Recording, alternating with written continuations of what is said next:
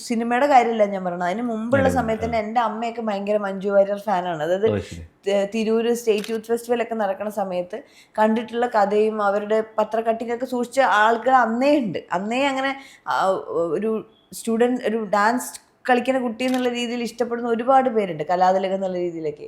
അപ്പോൾ നമ്മളൊക്കെ കൃഷ്ണമാഷ് ഉണ്ടല്ലോ ചേച്ചി പഠിപ്പിച്ചേ, അപ്പോൾ കൃഷ്ണമാഷ് ഇങ്ങനെ ഒരിക്കലും ഞാൻ പറഞ്ഞു കേട്ടിട്ടുണ്ട്, ഒരു 10 കൊല്ലത്തിൽ ഒരിക്കലെങ്കിലും ഒരു മഞ്ജുവാരുണ്ടാവുന്നില്ലെങ്കിൽ ഈ യുവജനോത്സവങ്ങളൊക്കെ വെറുതെയാണ് എന്നങ്ങനെ പറഞ്ഞു കേട്ടിട്ടുണ്ട്. അപ്പോൾ ഇങ്ങനെ അത്രയും സ്മാർട്ടായിട്ടുള്ളൊരു ആർട്ടിസ്റ്റോ അല്ലെങ്കിൽ ഒരു സ്റ്റുഡൻറ്, ആർട്ട് സ്റ്റുഡൻറ് എന്നുള്ള രീതിയിൽ ചേച്ചിയെ കണ്ടിട്ടുള്ള ആളുകളാണ് നമ്മളൊക്കെ.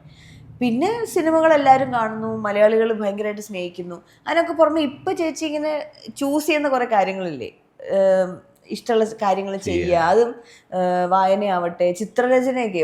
ഞാൻ ചിത്രമൊക്കെ പെട്ടെന്ന് ഒരാളെങ്ങനെ ഇങ്ങനെ, അപ്പോൾ ഒരു ടാലൻറ്റിൻ്റെ കൂടാരമാണ് അവർ. അപ്പം ആ രീതിയിൽ പിന്നെ ഇടപെടുന്ന സമയത്താണെങ്കിൽ നമുക്ക് ഒരാളെങ്ങനെയാണ് ചുറ്റുമുള്ള ആൾക്കാരെ ഒരു ഇൻറ്റിമിഡേറ്റിംഗ് അല്ലാത്ത രീതിയിൽ ഒരാൾ ഒരു സംസാരിക്കുമ്പോൾ നമുക്ക് അയ്യോ ഒരു ആരോ ആണെന്നുള്ള അതിനേക്കാൾ കൂടുതൽ നമുക്ക് ഭയങ്കര സമാധാനം ഫീൽ ചെയ്യും സംസാരിക്കുമ്പോൾ.